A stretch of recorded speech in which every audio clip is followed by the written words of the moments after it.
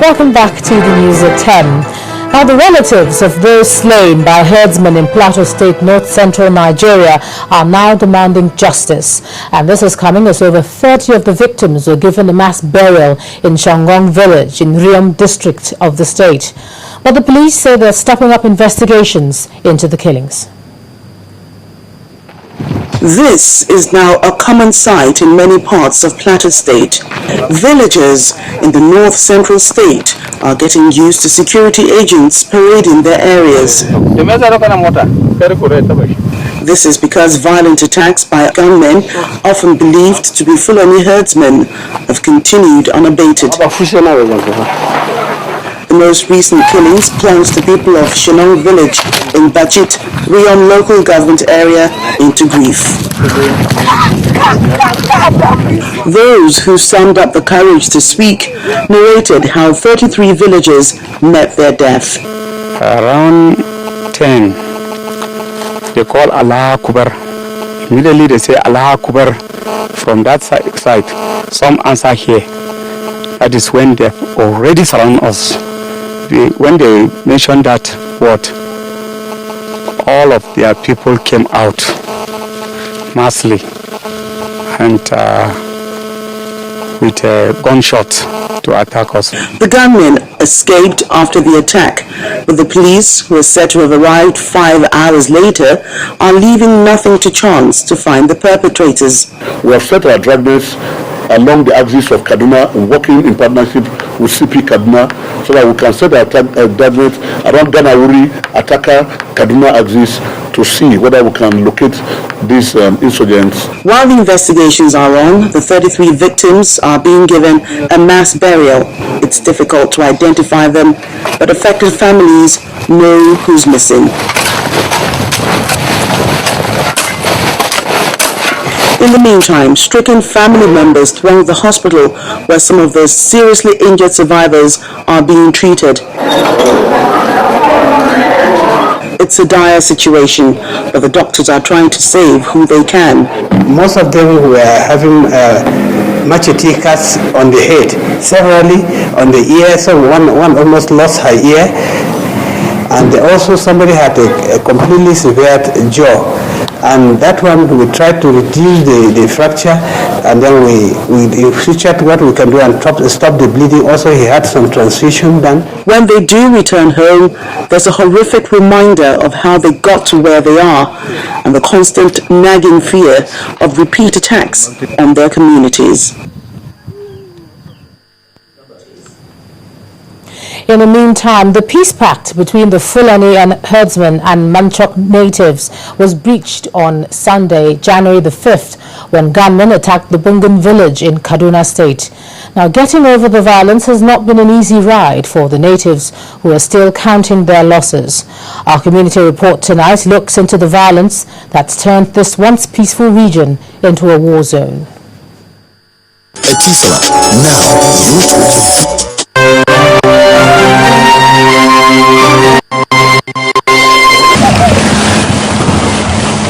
Desolation, despair. This is what has engulfed Bunjan village in Kara local government area of Kaduna State, which has now become a ghost town after an attack on the village left 2 dead. The villagers have for some time been living with the ordeal of attacks by Fulani herdsmen over control of farmland. Trouble began when masked gunmen invaded the community, burning several houses, destroying crops, and ultimately taking lives. Those people that around us, I just see them with masks. They cover their face. They cover their face. So they start chatting, say, "We will revenge. We will revenge." I say, on what matter? Do we do anything? Do my people do anything? Do Fulani that are here, did they do anything? They say Fulani has been killing their people.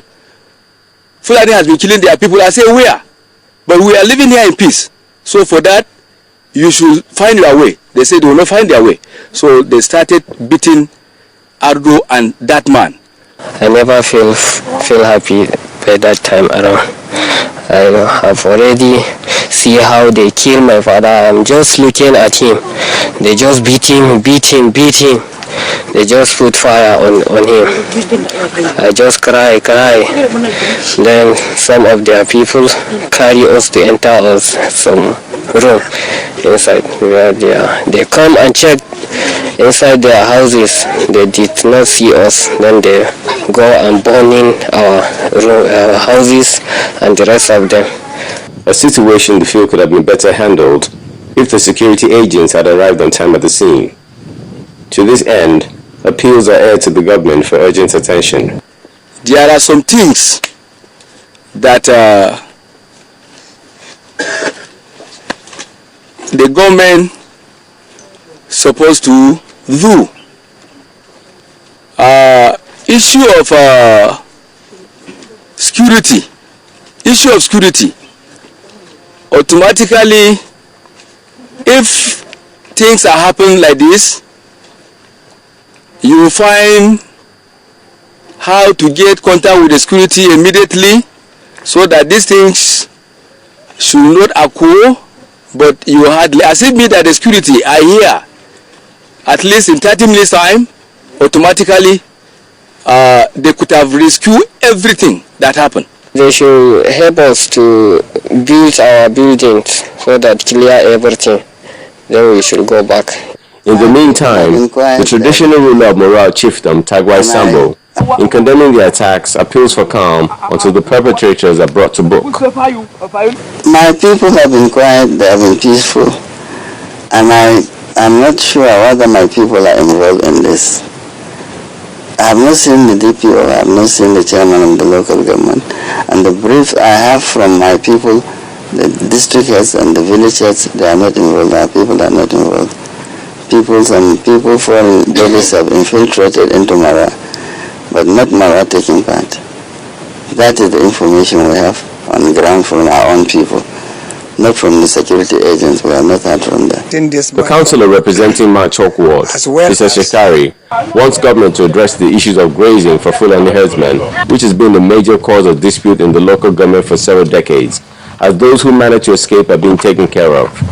I saw the need for me to call my people so that we can find a way of gathering some grain or financial assistance to our displaced person. That is the Fulanis that were carried away from this place to police station. From police station, they removed them to a certain place to remain there. So we deemed it necessary to gather some things, some grain to these people, that especially those, their clothes and their grain were born, so that they can have a livelihood. Although the people gather to eat, it might not be for appetite's sake, but just to get their minds off the ordeal they've been through. Hoping that government will come to their aid before another attack claims more lives.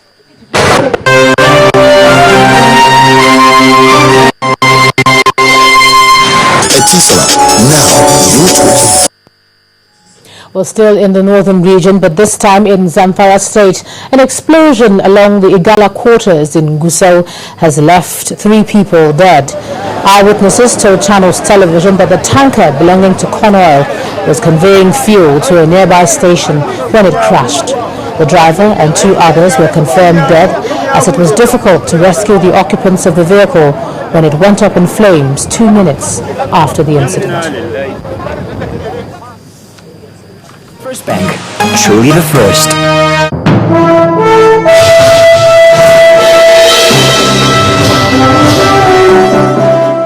Indeed, it's time for business news. Here's Loretta Chogo. Loretta. And of course, thank you, Ijoma. Dollar sales by 3 major oil companies today boosted the market at the interbank forex market, with the local currency closing at 159 naira 60 kobo to the dollar. Chevron, ADAX and ENI sold $19 million, $10 million and $20 million respectively to some users, boosting dollar liquidity. The central bank today offered $400 million at 155 naira 72 kobo to the dollar, $50.14 million more than it offered on Monday. Traders expect the naira to drop to around 160 naira to the dollar level this week, as they are not expecting additional dollar flows from any oil companies soon.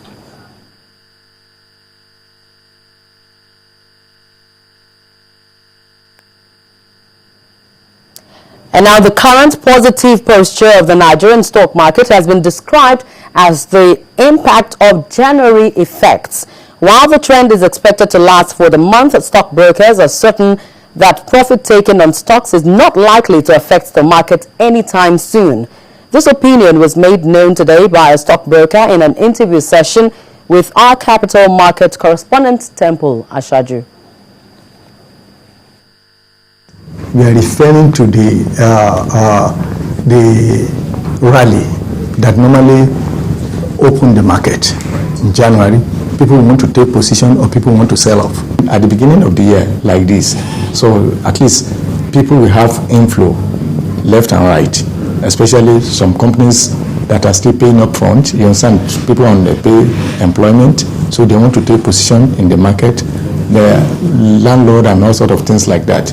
The market closed slightly positive by 0.06% or so today. But if you look at it, I want to say that at least the list of the gainer of the loser is outstripped that of the gainers. But basically, it's not just about the list; it's more or less even about who is gaining or who is losing. So, for instance, now in our market, bearing in mind that Dangote Cement constitute about 25 to 28% of the market capitalization. So one can say that at least it is where Dangote Cement rests that the market will wake up the following day.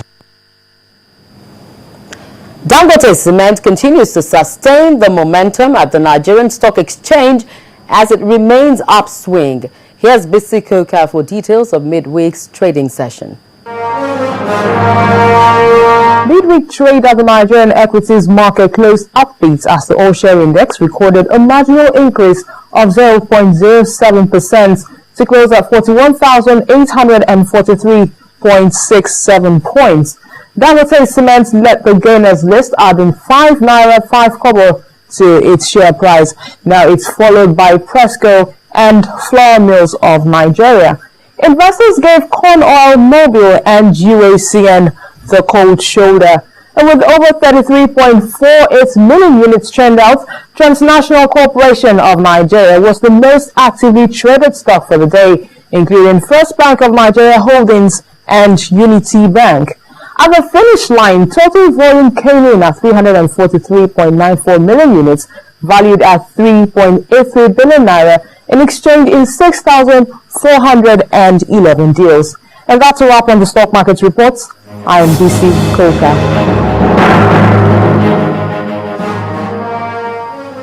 And still more from the business scene. Crude oil prices remained above $107 per barrel today, supported by new worries over Libyan supplies and expectations of another drop in U.S. crude inventories. Brent crude for February delivery rose by 8 cents to $107.43 per barrel, while U.S. trade for February delivery was up 33 cents at $94 per barrel. There are expectations that Libya may boost production to nearly 600,000 barrels per day later today. Now, tensions in that country escalated after a heavily armed autonomy group invited foreign companies to buy oil from seized ports. And that's it on business. It's back to you, Joma, to continue with the rest of the news.